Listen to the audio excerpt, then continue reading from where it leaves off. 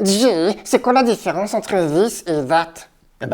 Ce qu'il faut savoir d'abord, c'est que this et that, ce sont des démonstratifs. C'est-à-dire que ça va servir à montrer quelque chose. Maintenant, attention selon ses caractéristiques, c'est-à-dire s'il y en a un ou plusieurs, et puis si c'est plus ou moins proche ou plus ou moins éloigné. Et tu les apprends par cœur? Non, t'as pas besoin. Regarde, this, tu vois, c'est du singulier. C'est marqué avec la voyelle, le i qui ressemble au chiffre 1 en anglais. Oh, c'est génial! Et attends, c'est pas fini, parce que dans this, la fin c'est is. Is, c'est pour du singulier. Ah, et si t'as pas compris, il y a le S à la fin qui veut dire singulier. Exactement, tu trouves de plus en plus de trucs. Yes, I am so good. Donc, this, c'est du singulier, et c'est pour montrer quelque chose qui est proche. Alors, proche, soit dans l'espace, soit affectivement, parce que tu crées une proximité, même si c'est loin, mais pour toi, tu le vois proche, donc tu exprimes ton point de vue avec this. Ah, t'as un truc pour ça? Évidemment, regarde, this, c'est pour ce qui est ici. Encore une fois, le i, voir le son du s.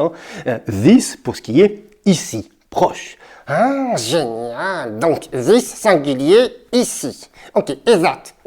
That, c'est du singulier, mais cette fois-ci, tu vas créer de la distance. Soit parce que elle est vraiment là, la distance, ou parce que tu la crées affectivement. Tu sens quelque chose, c'est « Oh, what's that ?» Tu vois, tu crées de la distance. Ah, et c'est that? Exactement, parce que si this, c'est proche pour ce qui est ici, that, voyelle... J'adore les voyelles. Voilà, bon.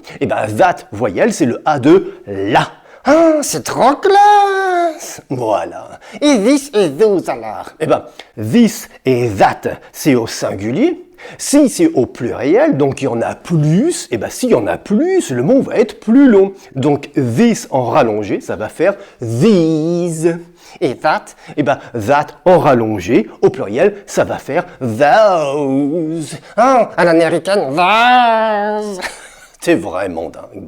Bon, si ça te plaît bien, commente parce qu'il y a d'autres petits trucs pour this et that à nuancer dans un discours, par exemple, quand tu veux être sûr que la personne à qui tu parles capte bien soit ce que tu as dit ou soit ce que tu vas dire.